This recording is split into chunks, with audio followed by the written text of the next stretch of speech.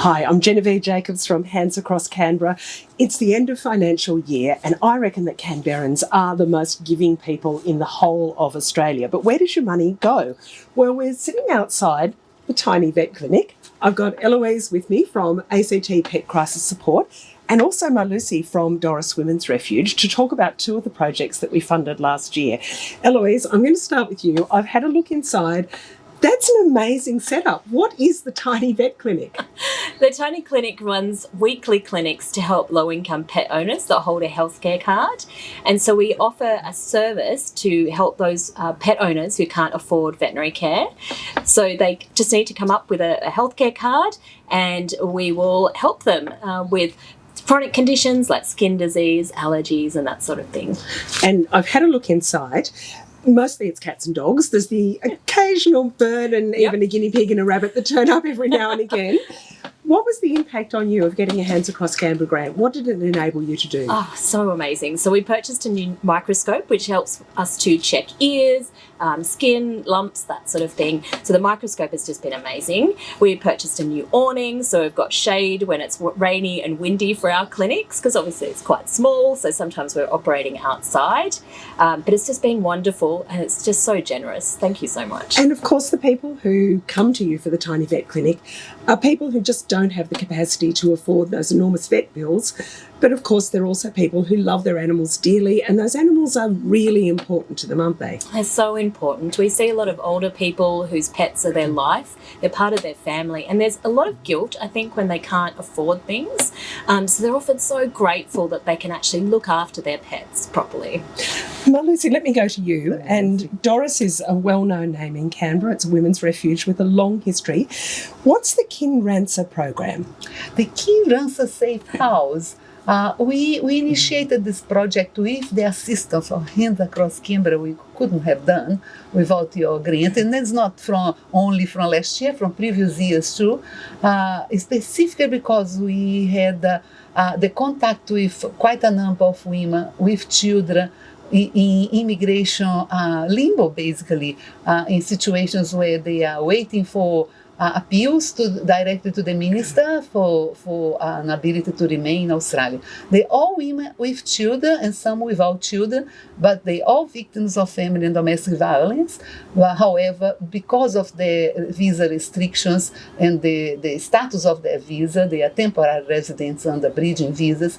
Some of them do not have access to Centrelink or to Medicare. So these are women who have got real difficulties. They've got children. They've got no certainty about their residency, they can't work, they can't access formal education, and they're living in family violence situations. So this is a huge struggle. It happens here in Canberra. It happens here throughout Australia. What does the program do for them? We will provide everything.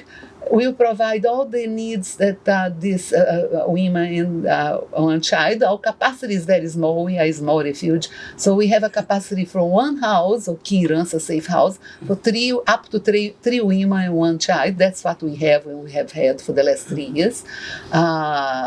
Different women, different children, but sometimes they stay for a long, long time because it's out of their control. That process is an immigration process and take time, and we are appealing for the minister to intervene because our legal processes have ended. So what difference does the program make to these very vulnerable women and children? What have you seen as a result of the grant that Hands Across Canberra was able to give you and the assistance from the Snow Foundation? I said, of course, the first difference is the fact of the material, access to material basic needs, such as a home, access to utilities, food, transport, communication. But then there are other elements that are very important, which is to remove them from situations of living, sometimes in unsafe situations, or overcrowding, or very unpleasant situations, staying with friends or other families. And for them, emotionally too, the fact that they feel more more recognized as a human being. You know, the humane treatment that they will have access to what is needed, that we advocated for their access to, of course, companion house is a major partner in attending to their health needs and other psychological needs. But we also go above and beyond to enable them to have access and advocate for their children. Because these children live in Australia for years and years, and we don't know where they're going to go. Hopefully they will stay here, because that's our work, to extremely advocate for them to remain in Australia, because they are victims. So you make a profound difference to the lives of these women who have absolutely nowhere to turn, absolutely no support, no backup, no family to rescue them, no community to lift them up. That's correct. And save those children too. Fantastic examples of just how remarkable the effect of a grant can be. So it's end of financial year. You're all sitting there doing your tax. You're talking to your accountants. You know that you can get a tax deduction by giving to charity. There are just days left to do it.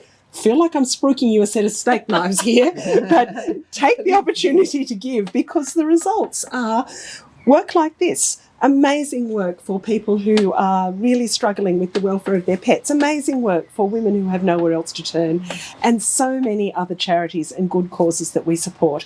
I'm Genevieve Jacobs from Hands Across Canberra. I reckon you should give where you live, and do it before June 30.